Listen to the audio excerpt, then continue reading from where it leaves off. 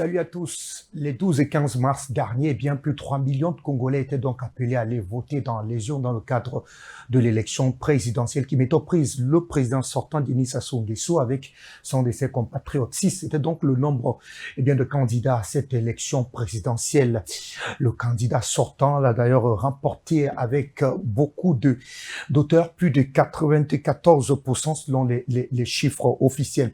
Une large victoire qui laisse véritablement croire et voir la véritable emprise, non seulement politique, mais surtout, la forte adhésion du peuple congolais dans la vision du président Denis Sassou Nguesso. Élu, quels seront donc, les chantiers prioritaires du président Denis Sassou Nguesso? D'abord, on tentera de comprendre les clés de cette victoire dans un contexte où l'opposition, bien entendu, portée par Paris, semblait finalement vouloir à tout prix, à tous les prix lui damer véritablement le pion. Les secrets d'une victoire ô combien importante pour la stabilité politique et même sécuritaire du pays, mais davantage au cœur de la sous-région. On fait le point dans cette édition de Regard sur le monde qui souvent à l'instant, vous nous retrouvez, vous amis téléspectateurs. On vous dit merci de nous faire confiance. À très bientôt.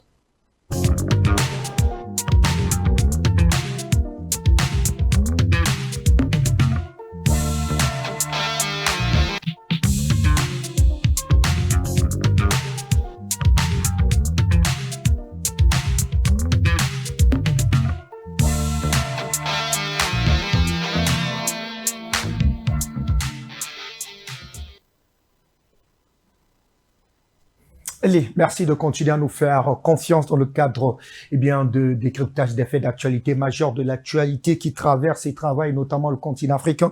On va rapidement retrouver nos amis qui nous rejoignent depuis donc le Congo. Michel Abiabouti Rodriguez, vous êtes analyste politique. Très heureux de vous retrouver au cœur de cette réflexion. Bienvenue à vous. Merci. Alain Ferry. Merci. Alain Ferril, merci Alain Ferril Manzako, vous êtes journaliste pour l'Avenir Congo. Merci infiniment de nous retrouver, cher ami, au cœur de cette réflexion. Fabrice, ça c'est un plaisir, parce que c'est pour la énième fois et de participer, c'est avec un réel plaisir. Et sur ce plateau central, c'est une université d'analyste politique. Docteur Joseph Essoussé, welcome home. Bonsoir. Merci, mon cher Fabrice. Bonsoir. Et co-discutant en distanciel.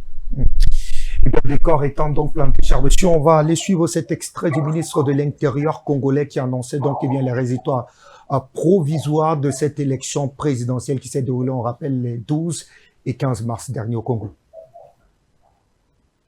Le candidat Denis Sassou Nguesso a obtenu pour un total des inscrits de 3 167 909 dans la Bouenza.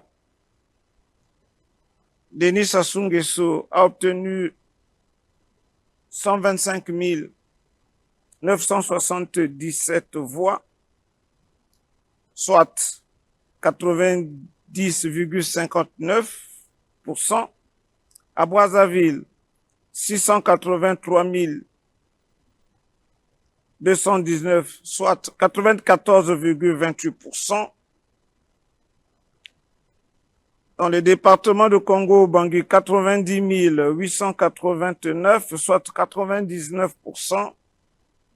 Dans la cuvette, 136 470 voix, soit 99,51%.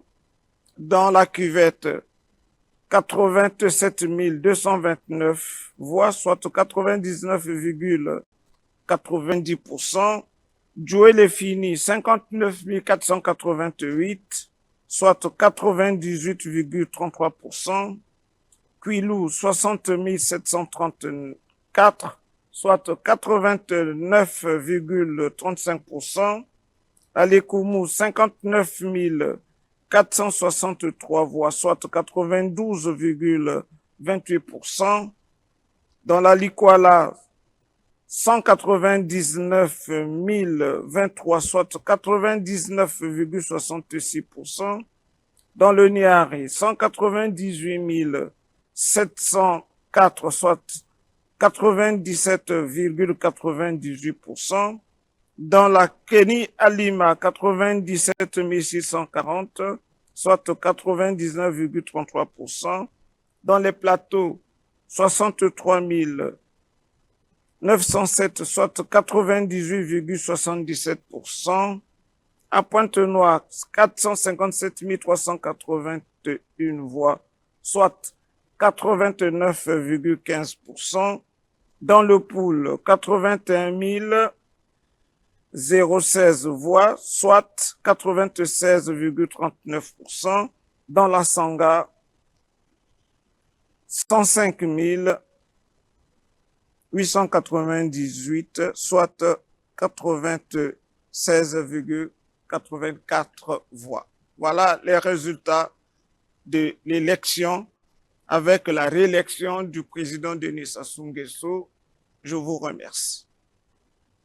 Allez, un excédent de Raymond Boulou, ministre de l'Intérieur, qui nous permettait donc d'avoir effectivement les chiffres exacts de cette élection présidentielle. On va commenter cela d'abord avec vous, Michel Abiabouti. Alors, quelles sont les clés d'une telle victoire? Une large victoire, doit-on le rappeler? L'ensemble des suffrages exprimés au profit de l'opposition, ça n'a pas dépassé quelque chose comme 5%. C'est quand même un fait assez révélateur d'une forme, on va dire, de cassure entre une opposition qui se réclamait effectivement avoir une forme d'ancrage électoral et aujourd'hui, on voit effectivement une forme d'inadéquation entre les déclarations faites avant cette élection présidentielle et les résultats officiels.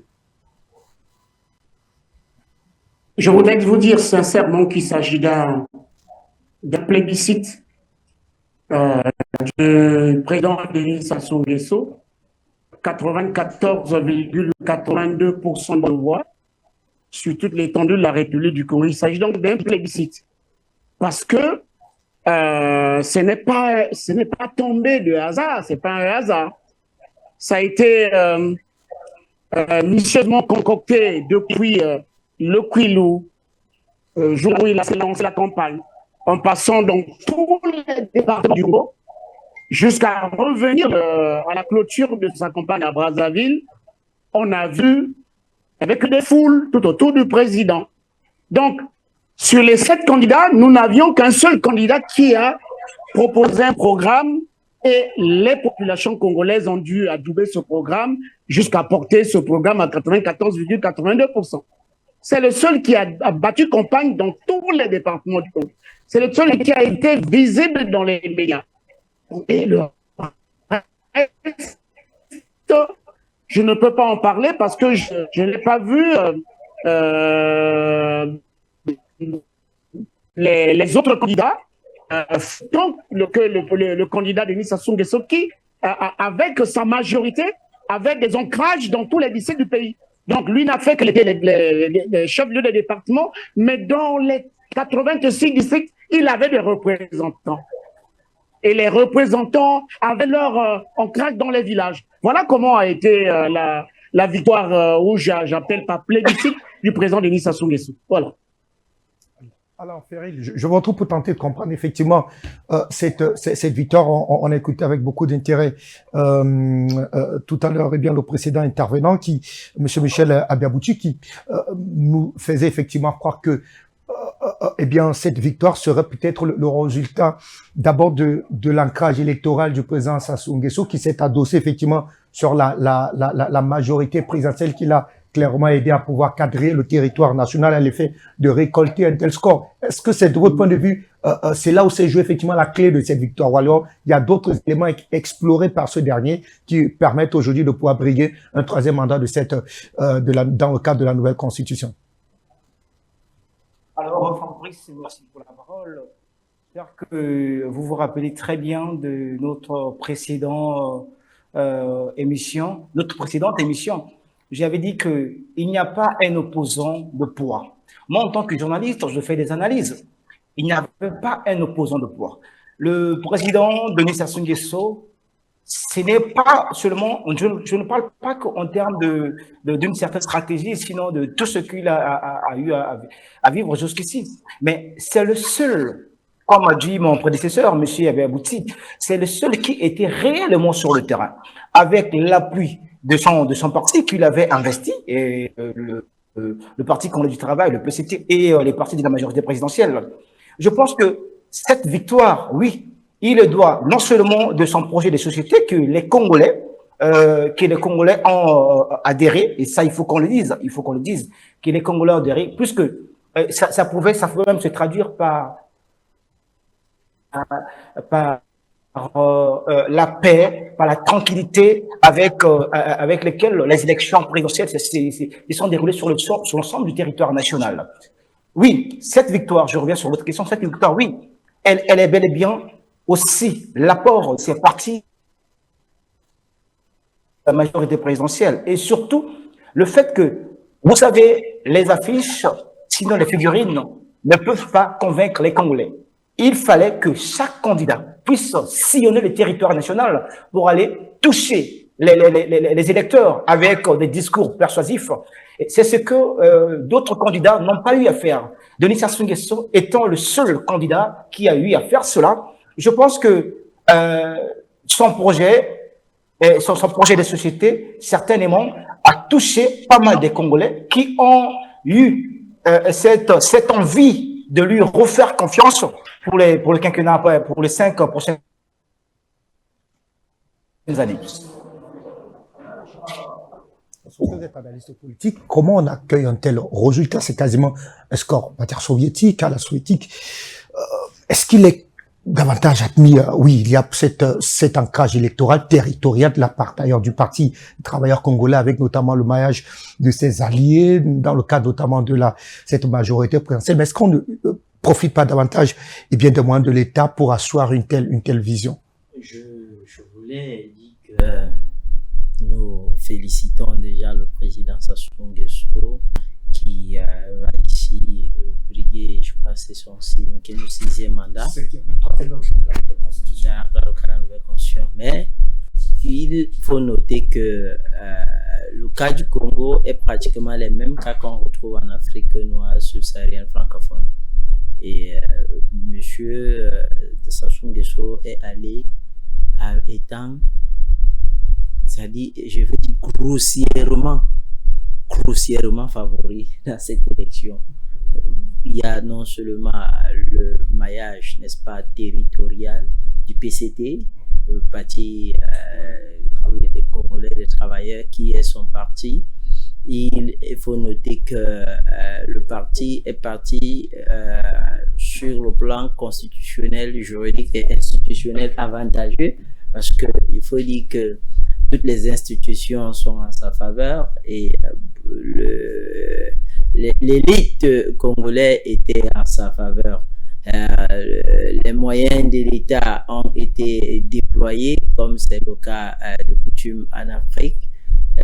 Il y a aussi les moyens financiers, parce que ne l'oubliez pas, la plupart des opposants, des personnes dites opposants en Afrique, souffrent très souvent du manque de finances.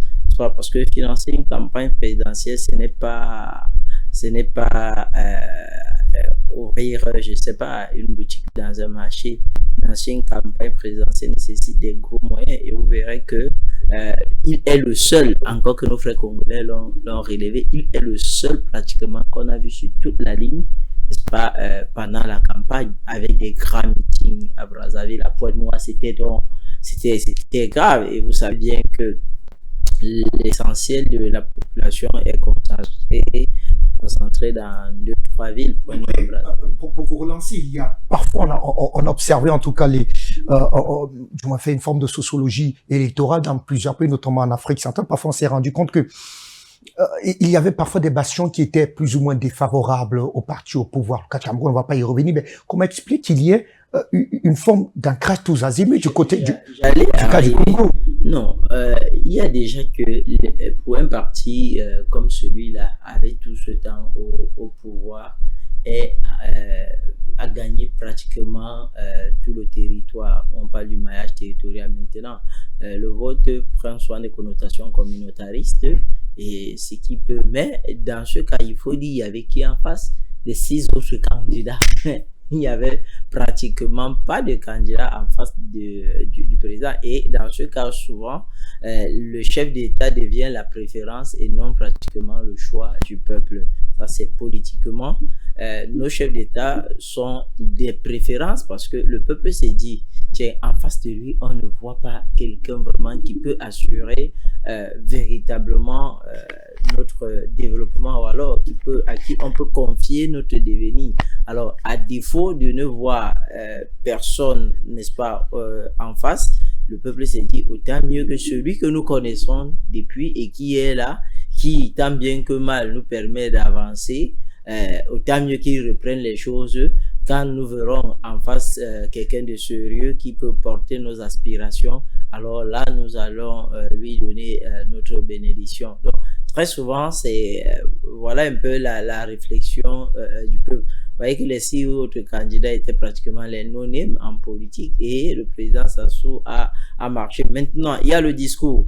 Véritablement, lorsque vous prenez le programme, le président Sassou avait véritablement c'est le seul de tous les candidats qui a présenté un véritable projet de société et un véritable programme politique. Le reste là, ce n'était toujours pas ça. Et ne l'oubliez pas, si on s'en tient à la constitution actuelle, c'est son dernier mandat. Alors, il y a aussi que, et lui-même l'a dit, que beaucoup se disent que ces 5 autres prochaines années, ça permettra au président Sassou, parce que si Dieu, et c'est que nous lui souhaitons très bien, lui donne la vie, il finira ce mandat à 87 ans. Alors, forcément, sauf cas de ce qu'on a souvent l'habitude de voir en Afrique, forcément, il cherchera à passer la main. Et alors, les gens se disent que autant mieux, parce qu'il faut aussi dire que Sassou a engagé des grands chantiers de développement et il a en train de tracer des nouveaux sillons, n'est-ce pas, de partenariat. Et ça, vous le savez très bien, avec la Russie, la Chine et bien d'autres. Alors, beaucoup se disent que au moins si on donne et qu'il essaie de déblayer le chemin tel qu'il est en train de faire là, ça fera que dans la continuité ou dans la rupture, ce qui est sur celui qui viendra après lui pourra marcher sur, n'est-ce pas, ce chemin déjà sillonné. Alors, quel est de manière claire, docteur, le message subliminal derrière un plébiscite? D'ailleurs, un invité l'a dit sur ce plateau. De manière claire, il faut dire, le message clair ici, on reste en politique, c'est que la population a plébiscité M. Sassou Nguesso et est d'accord de ça. Est-ce que vous vit finalement cette opposition? Mais de manière très claire, on est clair, le score est record. À -1, on parlerait de 100%. C'est-à-dire que à 95%, 5% d'opposition réunie. 6 grosses candidatures. 6 grosses candidatures de l'opposition, pratiquement 5%. Donc vous conviendrez avec moi que la population même, s'il faut monter d'un cran, la population a dit carrément qu'on n'a pas besoin d'opposition. Donc ce père-là peut rester, n'est-ce pas, au pouvoir, que nous n'aurions aucun problème. Et si il faut utiliser vos thèmes, la population a carrément vomi, rejeté l'opposition. Donc, moi, l'opposition au Congo, qu'est-ce que je ferais? Je plierais mes bagages et je deviendrai la majorité présidentielle. Allez, c'est pas encore le cas puisque Michel Abiabouchi Rodriguez, il y a certains candidats qui ont donc décidé de déposer une requête auprès de la Cour constitutionnelle pour tenter de dénoncer des irrégularités dans le processus électoral. Oufrem Dave Mafoula d'ailleurs dénoncé de son point de vue une altération de la sincérité du scrutin qu'il qualifie de grave. Alors, Michel Abiabouti, est-ce qu'on peut croire à la sincérité d'une telle démarche ou alors à une véritable position peut-être nombriliste et individualiste qui viserait peut-être à, je sais pas trop, à se donner beaucoup plus de lumière quand on regarde effectivement la distance qu'il y a entre les suffrages valablement exprimés pour l'opposition et ceux qui sont exprimés en faveur du vainqueur proclamé. Cher ami, de qui se moque-t-on? Est-ce qu'on se moque du peuple congolais ou il se moque de lui-même, M. Dave Mafoula? Je voudrais d'abord rebondir sur avant de répondre à votre question, mon prédécesseur qui parlait d'une opposition qui manque des moyens. Non, il ne s'agit pas des moyens, il s'agit d'abord de s'organiser. la vie appartient à ceux qui savent s'organiser. D'abord, l'organisation, après, les moyens vont arriver. Mais je vais vous dire que je suis analyste, je suis en train de suivre la vie politique congolaise. Le président Sassou a reçu des fonds. Je voulais le relever pour dire à mon prédécesseur qu'il ne s'agit pas des moyens de l'État. Non, du tout.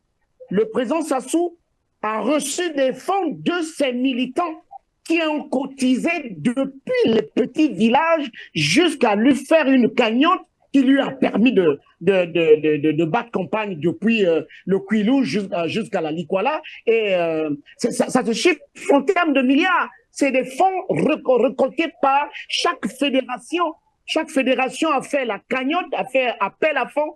Et c'est cet argent qui a permis au président Sassou d'arriver de courir dans tout le pays. Deuxièmement, pour votre gouvernement, moi j'ai été président d'un bureau de vote.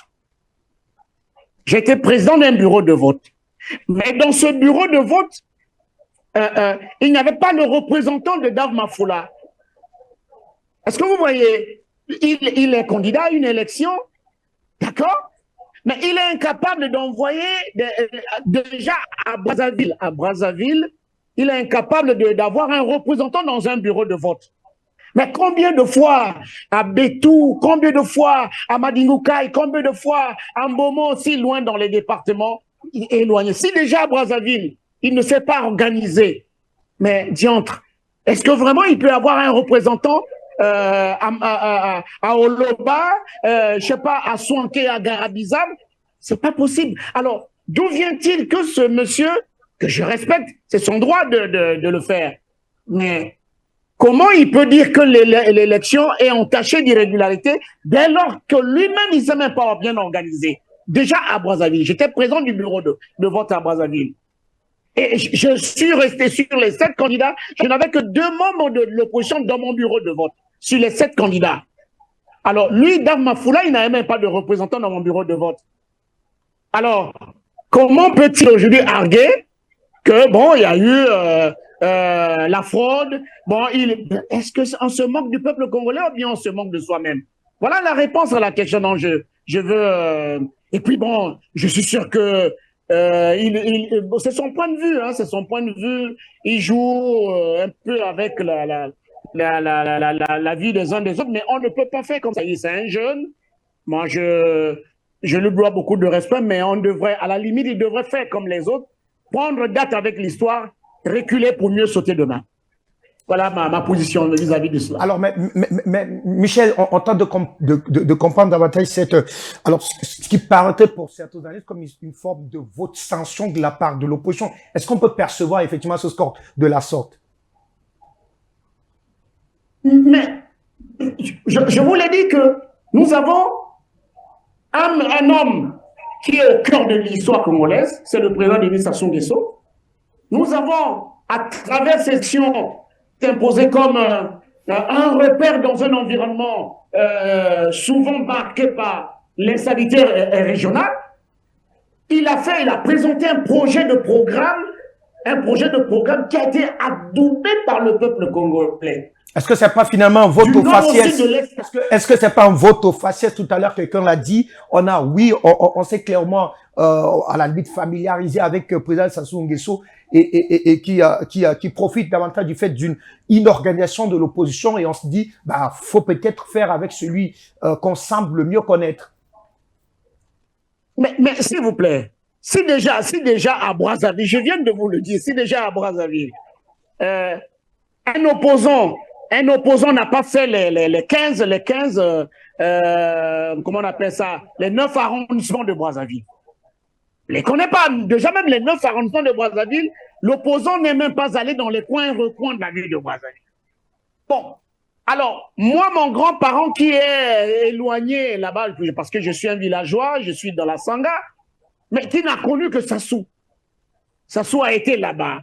Il a fait des réalisations. On dit, non, nous, on préfère avoir l'ancienne, parce que si vous allez à une cérémonie, il faut éviter de porter une nouvelle paire de chaussures. Hein. il faut porter l'ancienne paire pour éviter qu'elle vous fasse mal aux orteils. Mieux vaut porter l'ancienne chaussure parce qu'avec celle-là, vous pouvez faire 5 à 10 km ensemble. Donc, l'opposition n'a pas été capable de se retrouver, chacun voulant être président, mais n'est pas présent qui le veut, hein, n'est pas présent qui le veut. Voilà comment je peux répondre. Et donc, le peuple a dit, bon, mais on vous écarte, pour l'instant, ce n'est pas vous. Nous, on continue avec le monsieur que nous connaissons, qui depuis plusieurs années, des décennies, il incarne une continuité. Voilà. C'est de ça qu'il s'agit. Allez, je vous retrouve Alain Ferry, vous êtes journaliste comme nous. Comprenez-vous, Alain Ferry, la démarche de Dave Mafoula qui dénonce de son point de vue à Alain une altération, dit-il, de la sincérité du scrutin qu'il qualifie de grave. Il conteste ainsi les résultats proclamant la réélection du président Denis Sassou Nguesso. Il a déclaré, je cite, « J'ai participé à cette élection pour que la seule véritable victoire soit celle des yeux, mais nous avons vu qu'en réalité, la vérité n'a pas été révélée. Au contraire, elle est manipulée. » Je ne sais pas, premièrement, je tiens à rappeler que Dave Mafoula est dans ses droits, hein, puisque si la Cour constitutionnelle avait accepté sa candidature, il a aussi ce droit de faire des revendications. Voilà. Et je pense que s'il parle je rejoins ce qu'a dit mon prédécesseur, M. Abiabouti. Moi, en qualité de journaliste, j'étais dans l'obligation d'aller dans pas mal de bureaux de vote avec mon badge en tant que journaliste, voir toucher du doigt ce qui se passait. Et j'ai remarqué déjà avant d'entrer ce point que M. Babouti a soulevé. Les candidats, il n'était pas que seul. M. Dave Mafoula, tout comme d'autres 5 candidats restants qui étaient de l'opposition, n'avaient pratiquement pas des représentants dans des bureaux de vote. Alors, vous qui n'avez pas des représentants dans des bureaux de vote, comment pouvez-vous dire que les élections, il y a eu des trucs, les autres se sont mal passés? Alors et que, voilà. si, voilà, pour que les élections se passent mal, il faudrait qu'il y ait des délégués que vous avez envoyés qui vous fassent des rapports. Mais vous n'avez pas eu de délégués. Qui vous a fait des rapports? Qui vous a fait des rapports? Mais la commission électorale travaille a priori pour tous les candidats, c'est-à-dire ces données doivent pouvoir servir de transparence pour tous les candidats, qu'il y ait des scrutateurs présents dans des bureaux de vote ou pas, me semble-t-il, Alain Ferry. Mais je pense que c'était le cas. Et je le dis, c'était le cas puisque je ne suis pas de la Commission nationale électorale indépendante. Mais moi, c'est ce que j'ai vu et je tiens même à souligner. Vous savez, dans les élections présidentielles dans notre pays, dans les années antérieures, c'était beaucoup plus les hommes qui partaient voter. Mais j'ai vu cette année l'engouement des femmes, surtout au début, au début de la matinée. Les femmes, c'était beaucoup plus les femmes qui partaient voter, surtout à Wenze, au niveau du 5e arrondissement. J'ai vu des femmes aller voter. J'ai vu des jeunes aller voter. Je pense que c'était le cas. Mais si la Commission nationale électorale indépendante a donné des fichiers que le ministère de l'Intérieur a promulgués, mais je pense qu'il devait vraiment accepter cette réalité que la Commission électorale et la Commission nationale électorale indépendante a mis en exergue. Il veut bien contredire, mais avec quel pourcentage? Avec quel pourcentage? Mais il est dans ses droits, Mais nous attendons dans quelques jours voir ce qui sortira de la Cour constitutionnelle. Mais sinon, je pense que pour lui, c'était important. Et parce qu'il n'était pas sur le terrain pendant les campagnes, ni pendant le scrutin. Donc, je pense que c'est vraiment perdre son temps.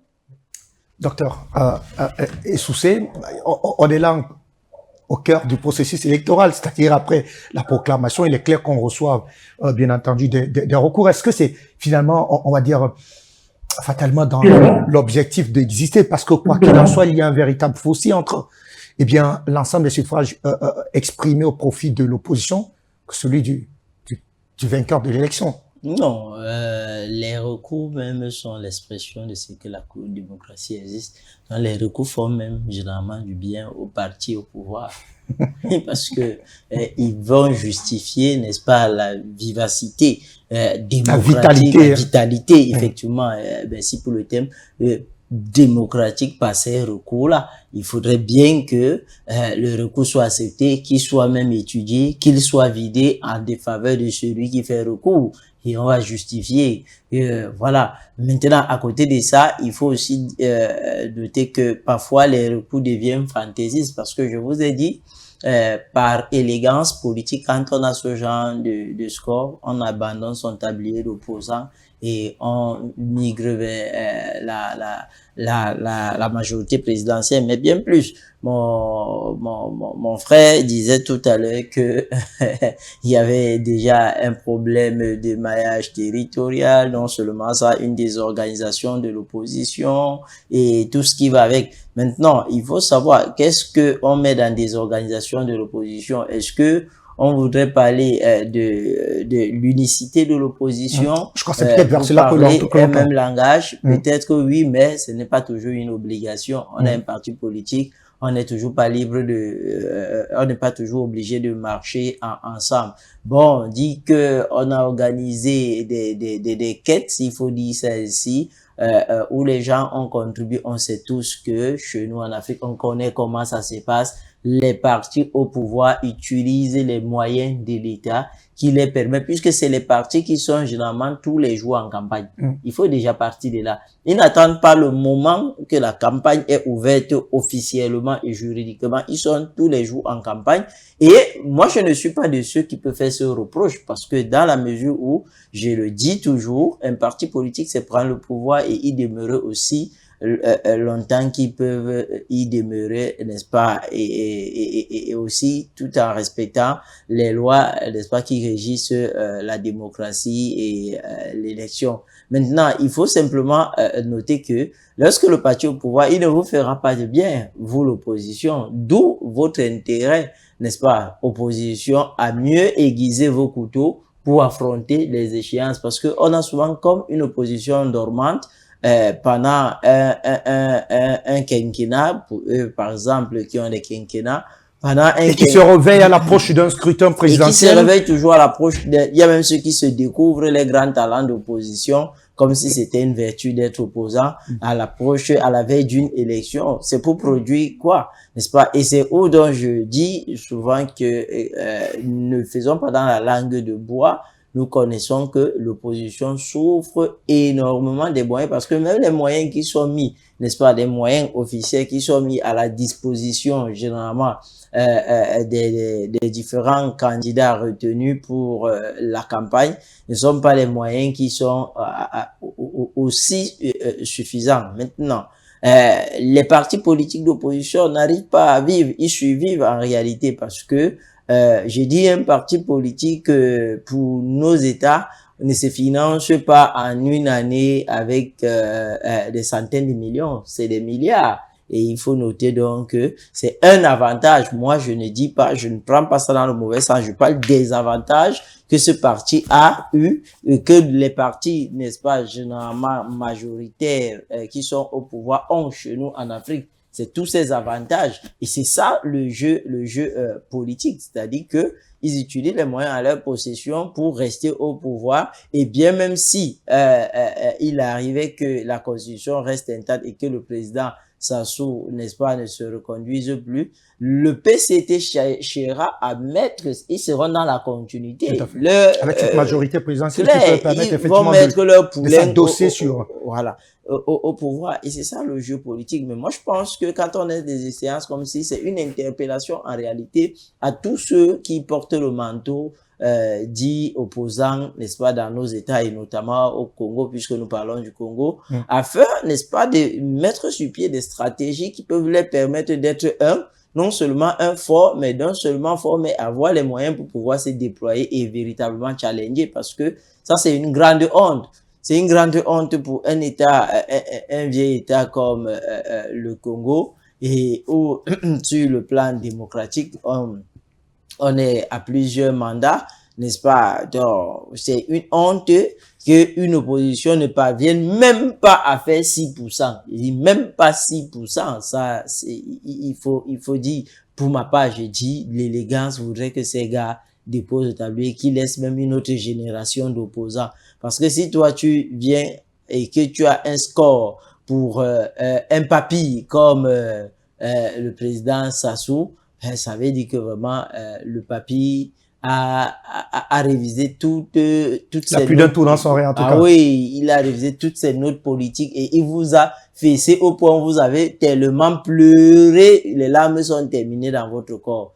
Donc, moi, je dis, dans ce cas, on ne peut pas relever ce que on a l'habitude de relever, trucage, parce qu'il faut aussi noter que les différentes commissions qui ont couvert, On y reviendra tout à l'heure, que ce soit celle de l'Union africaine ou encore celle de la CEAC. On a d'ailleurs le rapport de ceux de l'Union africaine. Mais avant d'arriver à cette articulation, cher monsieur, je voudrais qu'on se dise un mot très rapidement. Je commence peut-être avec vous, Michel Abiabouti, autour du taux de participation. Est-ce que c'est un indicateur de la maturité politique de votre pays? On parle quand même d'un taux de 84% avec sur les 3 millions inscrits, 3 millions 167 900 inscrits, il y a eu quelque chose comme plus de 2 millions et demi qui ont effectivement qui ont voté le temps de cette élection présidentielle.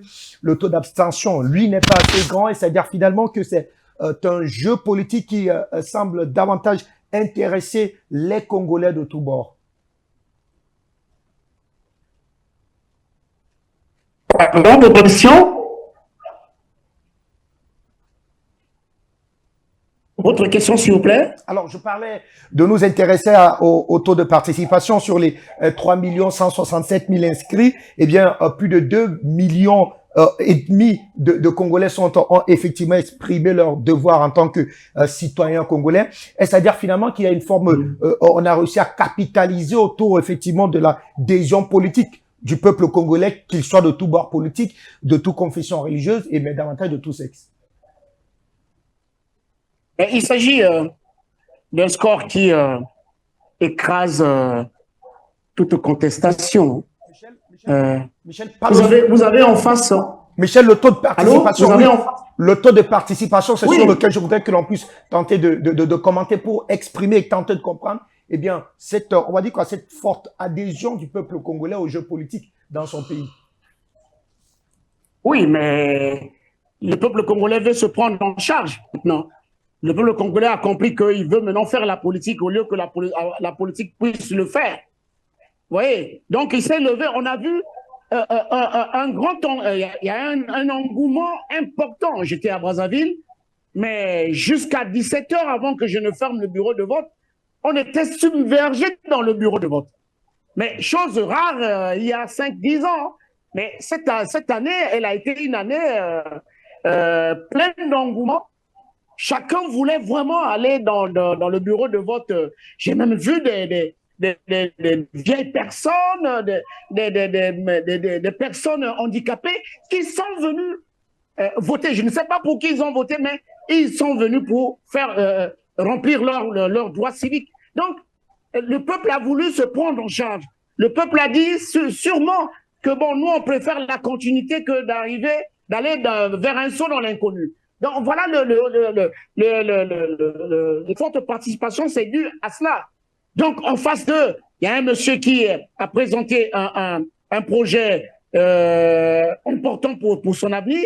Ils ont dit, bon, nous, on préfère continuer avec cette personnalité que nous connaissons. Bon, nous, on va sortir de chez nous, on va aller voter. Voilà ceci qui a été fait. Et le nombre de 2 millions et quelques de Congolais qui ont voté pour le président Sassou, ça s'explique. Voilà, ça s'explique. Est-ce que là, on a véritablement un peuple qui fait corps avec le jeu politique? Il y a parfois, on trouve dans certains rendez-vous électoraux à travers le continent un nombre d'inscrits qui est quand même fort remarquable, mais après, sur la pratique, sur le vote, il y a comme parfois une forme de désistement de la part de cette population sur les questions électorales. Là, sur le coup, on a comme une véritable, on a comme une forme de, on va dire, peut-être pas de sursaut politique, mais d'une jeunesse, d'une population qui se prend clairement en charge. Est-ce que c'est dans ce sens qu'on doit véritablement voir cette mobilisation des Congolais, l'effet d'aller effectivement exercer leur devoir en tant que citoyen? Alain Ferril. Oui. Vous savez, Fabrice, avant que les campagnes électorales ne commencent, il y a eu une station de la place qui était sur pied avec la civilisation Donc, vous voyez tous ceux qui avaient leur nom sur la liste électorale d'aller voter avec un seul mot. Allez, vote le candidat de ton choix. C'était ça le message de cette association. Allez, vote le candidat de ton choix. Et cela s'est passé sur l'ensemble du territoire national. Vous voyez, sur l'ensemble du territoire national. En ce moment, je pense que la jeunesse congolaise, pour moi, je ne suis pas étonné que le candidat sortant qui était donné Sassou Nguesso puisse avoir plus de votes. Vous savez, il est plébiscité au niveau du Congo en tant que le garant de la paix.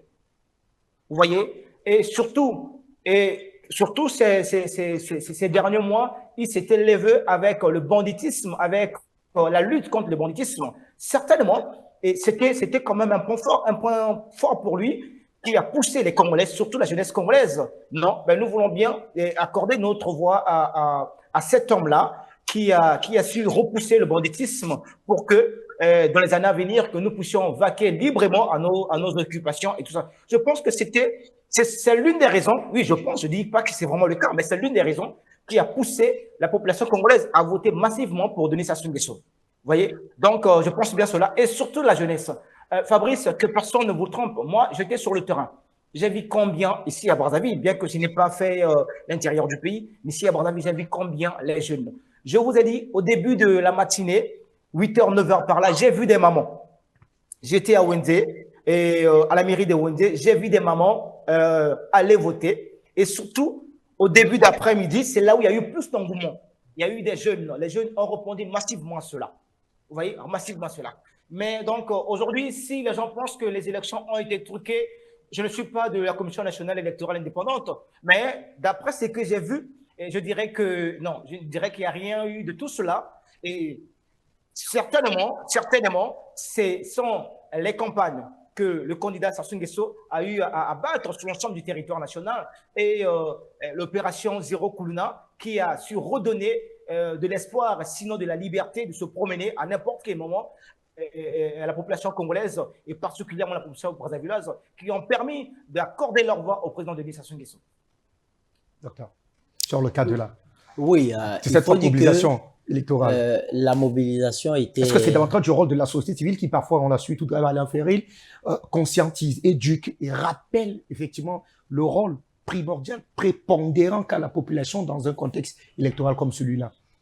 Au-delà de cela, il faut dire qu'il faut noter aussi le message parce que, et Alain Ferril le disait tout à l'heure, le président Sassou a su, n'est-ce pas, mettre le doigt, il fallait à cette élection-ci, en attaquant, n'est-ce pas, les sujets majeurs comme notamment l'insécurité. Des sécurités. On sait que, parlant des Kuluna, on sait que c'est un phénomène qui faisait son pire, n'est-ce pas, déjà, notamment à Brazzaville, à Pointe-Noire également.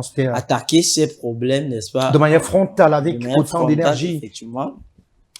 Cela a suscité un certain engouement, n'est-ce pas, où la population a décidé non seulement de s'inscrire, mais parce que vous savez, très souvent, on peut s'inscrire et puis on a des taux d'abstention parfois plus élevés que le taux de participation. Ouais. Mais ici, il y a un taux de participation pratiquement de 85%. Voilà, presque 85%, donc 84, presque 85% justement.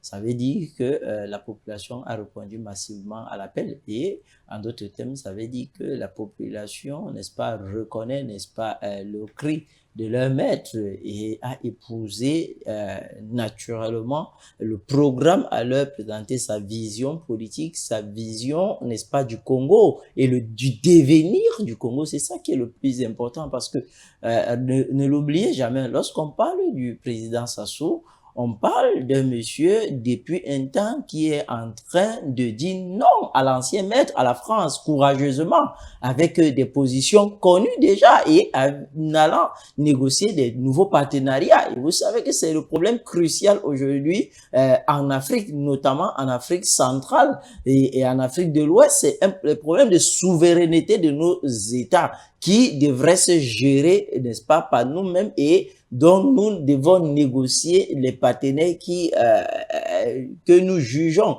être les mieux pour accompagner notre vision du développement de nos États. Et le président Sassou, ça il faut le dire, courageusement, l'a fait ces derniers temps et ça peut lui valoir donc tout cet amour, n'est-ce pas, cet engouement de la population qui a décidé de l'accompagner. C'est dans ce sillage et dans ce contexte que je voudrais préciser, et je réitère ma pensée dans cela, 6 mois, j'étais ses opposants. La galanterie politique aurait voulu que je baisse les armes et que je m'aligne, n'est-ce pas, à cette vision du président Sassou, parce que à un taux de participation aussi élevé à 82, pratiquement 85%, n'est-ce pas, ayant remporté haut la main à pratiquement 95% une élection, là, mon frère, c'est un bravo. Maintenant, vous avez dit que nous entrerons, et mes frères ont commencé à le dire, que ils ont assisté non seulement comme journalistes, mais comme aussi directeur de bureau de vote. Directeur de bureau de vote. Donc, ils étaient partie prenante. Ils ont vu cet engouement et une élection qui véritablement n'a pas laissé couler assez de salive. Encore que nous saurons bien ce qui est contenu dans les recours de ces, excusez-moi de le dire, de ces tintins politiques. Nous verrons bien ce qui est contenu, mais vous allez voir que quand on juge un peu la tendance populaire nationale et internationale, c'est l'une des élections réussies sur le plan organisationnel et même sur le plan de la participation, n'est-ce pas, des populations. Et c'est là, on peut conclure sans risque de se tromper que M. Sassou Nguesso a été légitimé sur son fauteuil. Merci à vous, docteur.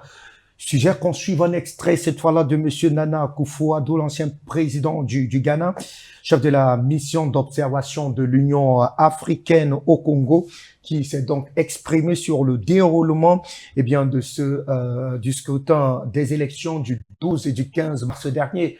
Prenons cet extrait derrière, on vous retrouve Alain Ferril pour le premier commentaire.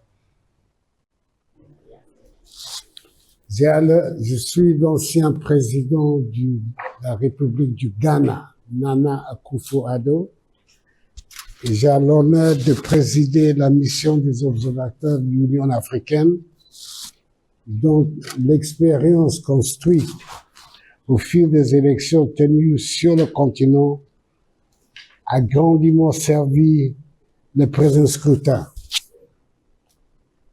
Composé de 34 observateurs, répartis en 16 équipes et déployés à travers les 13 départements de la République du Congo. Ça veut dire parmi les 15, il y a 13 qui a été servi par nos observateurs.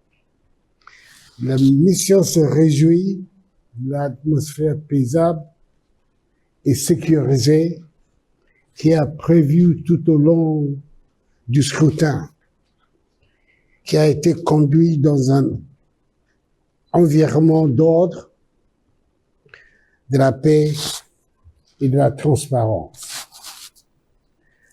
La mission exprime toute sa gratitude aux autorités compétentes et à la population de la République du Congo pour leur maturité politique ayant marqué le processus électoral. Et on attend maintenant le résultat qui sera prononcé par le CENI. Je voudrais donc déjà exprimer en tant que chef de mission, exprimer également toute notre gratitude car nos équipes ont travaillé sans entrave. Une déclaration détaillée, assortie de recommandations, sera disponible et fera l'objet d'une conférence de presse demain, ici même à l'hôtel Hilton à 13h. À vous, les représentants des médias, je voudrais vous remercier pour l'accompagnement dont vous avez fait preuve tout au long du processus. Ça a été conduit dans un environnement positif. Un environnement où il y a de l'ordre, où il y avait la paix et où il y avait aussi la transparence dans le processus électoral. C'est ça que, pour l'instant, on peut constater. Alain Ferry, il y a eu l'appel, il y a eu la transparence dans le processus électoral. C'est une voix, on va dire, plus que agréée qui le dit. C'est le président, l'ancien président, président un jour, président pour toujours, dira-t-on, mais Nana Akufo-Addo, c'est une forme de, quasiment de signature pour cette élection présidentielle. Mais je pense que Nana Akufo-Addo a fait des belles observations, des belles observations. Et il a parlé de la maturité politique au niveau de la République du Congo. Et ça, ce n'est plus à démontrer, ce n'est plus à démontrer. Et surtout, il faudrait aussi parler de la maturité de la jeunesse congolaise. Vous savez, pendant les élections, dans d'autres pays, certains jeunes sont instrumentalisés pour boycotter, mais la jeunesse congolaise avait compris, même ceux qui étaient pour Denis Sassou Nguesso, ceux qui étaient pour Dave Mafula, ceux qui étaient pour d'autres candidats, ont compris. Ce n'est pas en brûlant les pneus dans des grandes avenues, dans des grandes ruelles, dans des grandes artères, que les choses vont se faire, mais c'est sur les urnes. Je suis pour Denis Sassou Nguesso, je vais aller dans les urnes. Je suis pour Dave Mafula, je vais aller dans les urnes. Je suis pour Ngenga et Ngambe Ambiance, je vais aller dans les urnes, et pour d'autres, bien sûr. Vous voyez?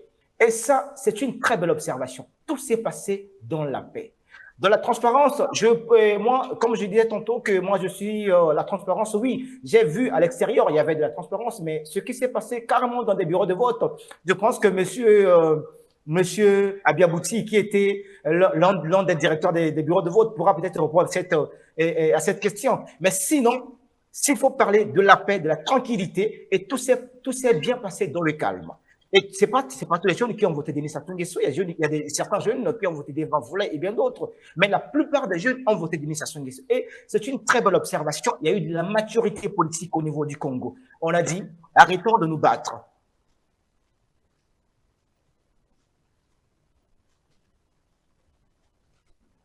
Allez, des soucis de liaison avec vous, Alain Ferry, on va rester au Congo pour eh bien, tenter de commenter davantage cette posture du président Nana Akufo-Addo avec vous. Michel Abiabouti, il part quand même là, le président, l'ancien président ghanéen. Michel, est-ce que vous nous recevez?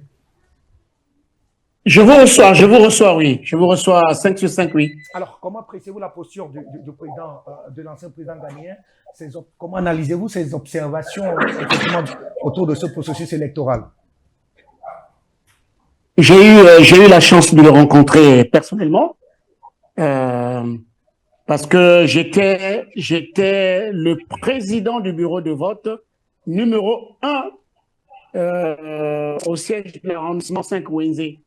Et j'ai rencontré le président, j'ai eu la chance de rencontrer le président Nana Akufo-Addo dès l'ouverture à 7h pile. Dès 7h pile, il était devant mon bureau de vote parce que j'ai ouvert le bureau de vote à 7h. Et il était là avec tous les membres de la commission africaine de surveillance des élections. J'ai eu la chance de le rencontrer, de lui serrer la main et même de faire les photos avec le président Nana Akufo-Addo à la fin, puisqu'il assistait au dépouillement. Il est revenu à 17h parce qu'il surveillait, donc l'élection se passe de 7h à 17h. Et il est revenu, il a fait le tour de la ville de Brazzaville et il a dit, je dois repartir là où j'ai commencé le matin pour voir comment on doit clôturer le bureau numéro 1, là où a voté Monsieur le Président de la République. J'étais le président de ce bureau de vote. Et donc, toute la commission était là pour dire, Monsieur le Président, 17h, vous devez fermer. Et nous avons fermé à 17h. Et nous avons dépouillé devant toute la commission. On a dépouillé, ils étaient là dans le bureau de vote. Nous avons dépouillé. On a compté, on a renversé l'urne. On a compté ceux qui avaient voté. On a recompté. On a pris les 4 derniers scrutateurs. Et à haute et intelligible voix, nous avons déclaré, on a compté, on a dit un tel a eu tant, un tel a eu tant. Et voilà. Et le président Nana Akufo il a dit, mais mon vieux, ça c'est une très très belle démarche. Et ça s'est passé comme ça. Donc, ce que le président Nana Akufo-Addo vient de dire, ce n'est que la résultante de ce qu'il a vu ailleurs et dans mon bureau de vote. Et ils sont allés, et je suis très heureux que ça a été la conséquence du scrutin le vote qui a été net et propre, parce que les urnes ont parlé, le peuple congolais a dit un projet. Et voilà, et c'est ça que je retiens. J'ai rencontré le président Nana Akufo-Addo à 7 heures, au moment où nous avons ouvert le bureau de vote, et à la clôture jusqu'à... Vous savez, il est resté jusqu'à 20 heures quand nous avons fermé le bureau de vote, parce qu'il fallait qu'il assiste au dépouillement. Et il est ressorti de là, j'ai même pris les photos. C'est un souvenir inoubliable, parce que ça n'arrive pas tous les jours de rencontrer une autre personnalité comme le président Nana Akufo-Addo. Et ce qu'il raconte, c'est vraiment de la vérité. Voilà. Merci à vous. Un mot. Merci à vous, Michel Abiabouti. Un mot, finalement, autour de l'organisation de cette mission d'observation, que ce soit de l'Union africaine, que ce soit de la CEMA. Je rappelle, c'est l'ex-premier ministre camerounais Philémon Kyang qui a conduit la délégation pour le compte de la CEMA. Est-ce une forme de prise véritablement en charge de la part du continent africain par ses pairs, par ses fils, et bien des processus électoraux? Il faut déjà noter que sur ce coup-là, le Congo a vraiment marqué un grand point. Je sais pas parce que c'était le Congo, mais je sais que dans les us et coutumes diplomatiques, ça se travaille. Le Congo a marqué un grand point. On voit, n'est-ce pas, des grands acteurs, n'est-ce pas, de la politique africaine et des hauts commis au niveau pratiquement égal, si on va le dire ainsi. Au président Sassou, vous avez Nana Akufo, ancien chef d'État du Ghana. Philémon Yang, on n'est pas loin de là. Yang, ancien premier ministre, ancien représentant du Cameroun aux Nations Unies pendant des années, ancien chef président de la commission. Non, la commission il a assuré un mandat dernièrement aux Nations Unies. Tout à fait. En tant que je passe les secrétaires. Voilà. Donc, il faut déjà noter quand vous avez des diplomates de haut vol comme... En tant que président d'une session de l'Assemblée Générale des Nations Unies. Voilà, des Nations Unies, effectivement. Donc, quand vous avez ces types de personnes ayant frôlé le sommet du monde, être chef de mission, n'est-ce pas, d'observation des élections, et notamment de la CEMAC et de l'Union africaine, qui sont des grandes organisations africaines et qui repartent de là avec la certitude d'une élection bien organisée, sans trucage, sans heurte. Je reviens toujours sur mes amis de l'opposition, vraiment, avec ça, quoi mettre dans un recours si on ne serait pas en train de faire un peu d'humour politique. Genre, vous conviendrez avec moi que on parle, quand vous suivez le président Nana, qui vous dit que sur le plan sécuritaire, pas d'heurte, tout était bon, la fluidité y était, la clarté y était. Il parle de 16 équipes reparties sur tout l'étendue du territoire, et de ces 16 à l'unisson, n'est-ce pas, le message qui en ressort, c'est que élection propre. Donc, monsieur, le chef de l'État, son excellence Sassou, peut se frapper la main sur la poitrine, n'est-ce pas, de non seulement la légalité, mais la légitimité au niveau du Congo. Parce que très souvent, le modus operandi que nous attendons souvent de certaines, n'est-ce pas, institutions, c'est de douter de la qualité de l'élection. Mais ici, plutôt, et pour une fois de plus, nous félicitons les organisations africaines, parce que là, c'est bien, il faut dire que c'est bien, parce que nous avons souvent l'habitude de dire, nous voulons les voir proactifs et se prononcer aussitôt dans ce qui concerne l'Afrique. Et ici, on se rend compte que ils sont vraiment considérés, ils ont la première place, et ils se sont exprimés sans aucune menace, ou alors sans aucune contrainte. Donc, c'est un bravo non seulement pour la politique africaine, mais encore plus un bravo pour le Congo, qui a démontré sa maturité, parce que le Congo a démontré qu'on n'a pas toujours besoin d'importer des certificats qui viennent d'ailleurs. Voilà, pour n'est-ce pas, dérouler notre savoir-faire en matière politique, de politique électorale. Donc, le Congo est à féliciter Et le Congo démontre au monde sa maturité et à tous ceux-là qui ont décidé de vouloir impérialiser le Congo, c'est un message fort. Désormais, lorsque le président Sassou parlera, il parlera tête haute et je pense que tous ces petits rapaces qui tournent autour du Congo pour s'aimer du trouble, désormais ont un message de la population unis derrière leur chef. Merci. Dernier tour de table, monsieur, pour sortir de cette réflexion. Alain Ferril, je vous retrouve, eh bien, à celui qu'on a peut-être beaucoup donné, on en demandera aussi assez. Alors, il y a donc effectivement ce plébiscite, on va finalement utiliser ce vocable, ce plébiscite de monsieur Denis Sassou Nguesso. Quelles sont les attentes de ces Congolais? Vous êtes journaliste, vous les écoutez au quotidien, vous leur prêtez votre micro à l'effet, voilà, de s'exprimer. Qu'est-ce qu'ils vous disent, ces Congolais? Vous savez, et souvent ce sont les mêmes choses qui reviennent. On veut bien la sécurité, on veut la paix et surtout, on veut que l'eau soit pour tous, surtout l'eau et l'électricité et une bonne éducation. C'est souvent beaucoup plus des questions sociales en fait, des questions sociales et surtout de l'emploi pour la jeunesse, des questions sociales, les questions de l'employabilité. C'est souvent ces questions-là qui reviennent souvent. Vous savez, on peut vraiment répondre à ces questions-là, mais si il y a d'autres jeunes, aussi, il y a d'autres personnes qui ne sont pas encore servies et ces ordres de questions reviendront toujours. La sécurité, la paix et l'électricité pour tous, l'eau pour tous et la santé pour tous, ce sont beaucoup plus des choses, des questions qui reviennent et surtout une bonne qualité, une bonne éducation qualitative.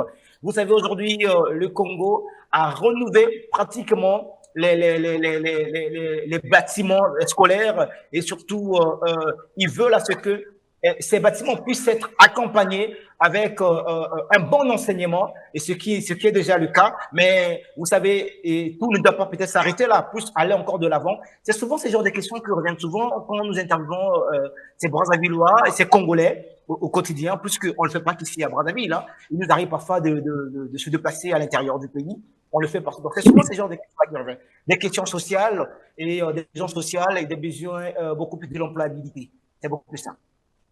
Merci à vous, chers messieurs. On va tenter de continuer à creuser pour sortir effectivement de cette séquence de réflexion avec vous, Michel Abiabouti. Oui, des questions d'employabilité. Il y a plusieurs projets peut-être structurants qui progressivement commencent à voir le jour. Je pense à la volée comme ça au projet de l'exploitation de gisement de fer de Nabeba qui, pour être, si jamais il est capitalisé, pourrait clairement permettre au pays de connaître une véritable bouffée d'oxygène en termes économiques. Est-ce que finalement, cette jeunesse-là qui se situe à, voilà, qui est quasiment, donc la tranche d'âge est située entre 0 et 25 ans, demande avec une forte demande d'emploi, est-ce que peut trouver véritablement, on va dire, est-ce que trouvera finalement son intérêt dans ce mandat du président Denis Sassou Nguesso? Quelles sont ses attentes en tout cas? Le programme du président Denis Sassou Nguesso pour les 5 prochaines années, je peux le subdiviser en 7 points. Il y a d'abord il veut accélérer le développement économique. Donc, un programme qui vise à renforcer la croissance économique en s'appuyant sur, d'abord, la diversification de l'économie au-delà du pétrole. Et vous avez parlé de l'école des mines de Soinké. Mais c'est un projet structurant qui pourra s'occuper de la jeunesse. Donc, aujourd'hui, on ne parle plus de pétrole, mais on parle aujourd'hui de la diversification de l'économie au-delà du pétrole. Donc, il y aura quoi? Le soutien à l'agriculture, à la production locale. Il y aura quoi? L'appui au secteur privé et à l'investissement. L'objectif de tout ça, c'est quoi? C'est de créer des richesses et des emplois, notamment pour les jeunes. Ça, c'est de 1.